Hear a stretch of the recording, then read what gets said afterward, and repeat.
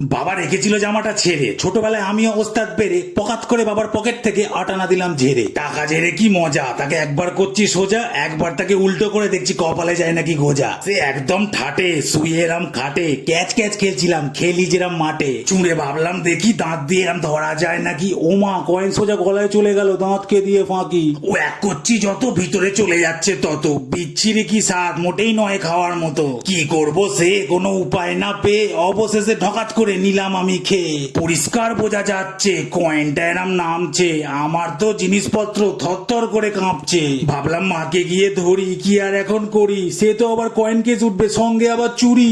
না এভাবে থাকা যাবে না, দেখা যাবে হবে যা। গিয়ে জিজ্ঞেস করেই ফেললাম, আয়রন খেলে কি হয় গো মা? আয়রন খেলে আবার কি হবে, শরীরের পক্ষে ভালো তবে। সর আমাকে রান্না করতে দে, পটল ভাজা হয়েছে সবে। আর আটানা খেলে কি হয়, আছে কোনো ভয়? শুনেছি নাকি শরীরকে যা সহাবে তাই সয়। কি সব প্রশ্ন মনে, হাসিও পায় শুনে। তোর বাবার পকেটে সকালে আটানা কম হচ্ছিল গুনে। আমার ছেলেটার কি হলো, আটানা গিলে খেলো, এ ভগবান আমি এবার কি করব বলো। বাবা বললো হেসে, বস আমার পাশে, এর সমাধান কাল সকালে হয়ে যাবে বাথরুমে বসে।